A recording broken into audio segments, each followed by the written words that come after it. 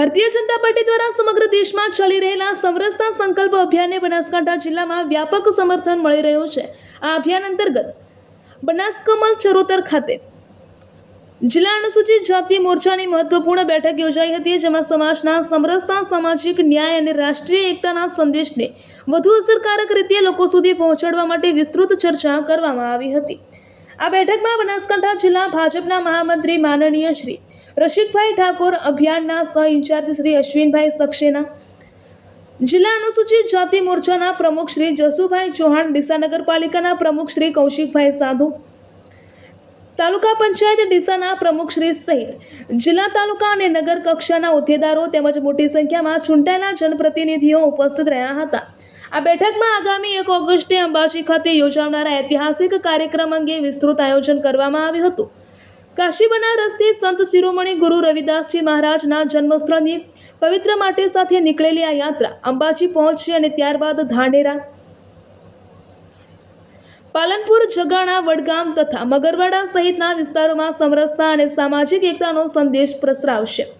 વક્તાશ્રીઓએ જણાવ્યું હતું કે માનનીય પ્રધાનમંત્રી શ્રી નરેન્દ્રભાઈ મોદીના નેતૃત્વમાં દેશ આજે સંતો,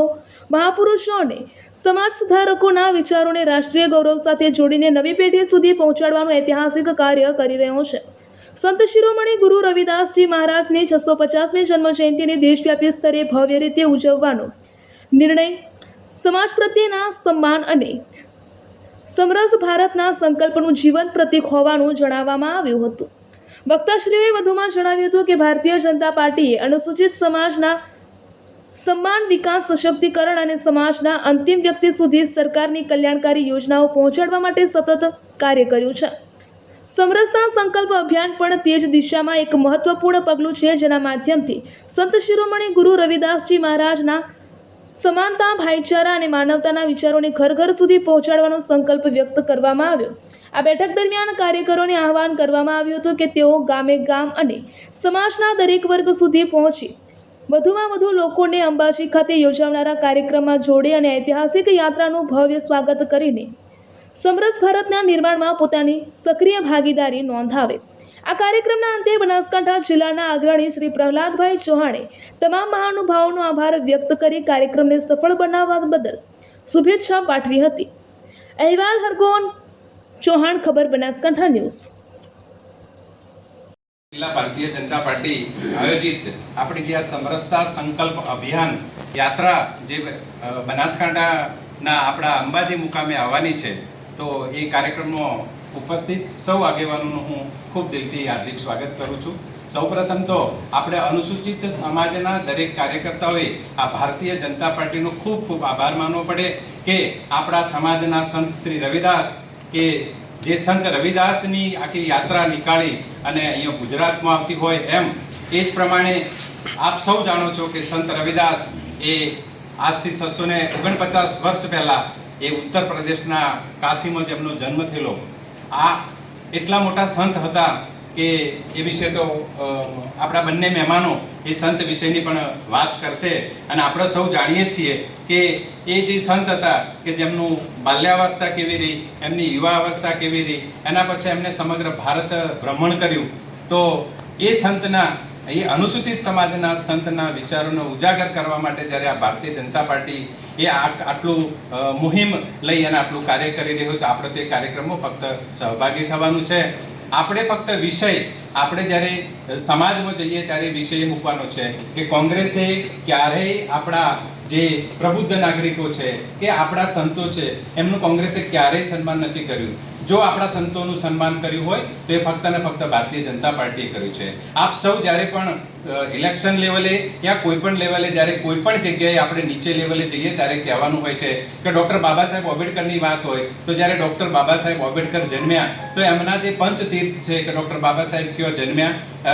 ત્યારબાદ ડૉક્ટર બાબા સાહેબ આંબેડકર કયો ભણ્યા, ડૉક્ટર બાબા સાહેબે કયો દીક્ષા લીધી, તો એ સમગ્ર એમના જીવન સાથે સંકળાયેલી એમાં 700 કરોડથી પણ વધુ ખર્ચ કરી અને એમના પંચતીર્થને જે આ પ્રમાણે જે વિકસિત કરવાનું કામ કર્યું તે ભારતીય જનતા પાર્ટીએ કર્યું છે। તો એ જ પ્રમાણે આ 29 તારીખે એટલે કે 2 દિવસ પહેલા એટલે કે ગઈકાલે ગુરુ પૂર્ણિમાના દિવસે આપણા દેશના યશસ્વી વડાપ્રધાનના માર્ગદર્શન હેઠળ આપણા રાષ્ટ્રીય અધ્યક્ષ માનીને નીતિન નબીનજી અને આપણા ઉત્તર પ્રદેશના મુખ્યમંત્રીની અધ્યક્ષતામાં આપણા અહીં જે પ્રદેશની જે ટીમ છે એ ટીમ આપણી ત્યાં કાશી ગયેલી છે અને કાશીથી એ રવાના બી થઈ ગઈ છે. કાશીથી એ આખી યાત્રા એટલે કળશ યાત્રાનો જે આખો વિષય છે એ આપણા જિલ્લાના મહામંત્રી અને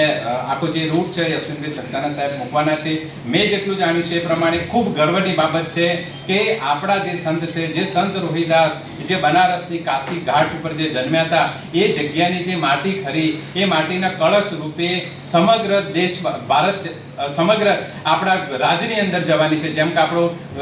ગુજરાત રાજ્ય છે તો ગુજરાત રાજ્યની અંદર એ માટી જે છે એ આપણા સૌથી પહેલા ગુજરાત રાજ્યની અંદર જ્યારે એન્ટ્રી લેશે ત્યારે બનાસકાંઠાથી એન્ટ્રી લેવાની છે. ત્યારબાદ એ આપણું જે જગન્નાથપુરી મંદિર અમદાવાદ ખાતે આવેલું છે ત્યાં જશે અને ત્યારબાદ એ દરેક જિલ્લામાં આવશે અને દરેક જિલ્લામાંથી દરેક તાલુકામાં આવશે અને તાલુકામાંથી આપણા ગામમાં આવશે. એટલે આપણા માટે તો કેટલો ખુશી અને કેટલો ગૌરવની ઘડી આવશે કે આપણા જે અનુસૂચિત સમાજના જે સંત કહેવાય, જેના વિચારો આપણે એની જે સુવાસ હતી આપણે નતા ફેલાવી શક્યા, તો આ ભારતીય જનતા પાર્ટી આપણા અનુસૂચિત સમાજના સંતના વિચારો ફેલાવવાનું કામ કરશે. તો સૌ પ્રથમ તો ભારતીય જનતા પાર્ટીના આપણે ખૂબ ખૂબ આપણે આજીવન આભારી રહીશું. અને અહીં ઉપસ્થિત સર્વે આગેવાન કાર્યકર્તાઓને મારી વિનંતી કે અહીંયા આપને જે માર્ગદર્શન મળે એ યાત્રા કઈ તારીખે આવવાની છે, એ યાત્રાનો રૂટ શું રહેશે, અને સૌને મારી વિનંતી કે જ્યારે અનુસૂચિત સમાજના સંત હોય અને એની યાત્રા નીકળવાની હોય તો આપણે એ દિવસે વધુમાં વધુ આપણને પાર્ટી તરફથી જે સૂચના મળે એ પ્રમાણે કેમ કરતો વધુમાં વધુ જોડાઈએ, આ યાત્રાને સફળ કરીએ એવી આપ સૌને મારી ખૂબ ખૂબ દિલથી વિનંતી છે.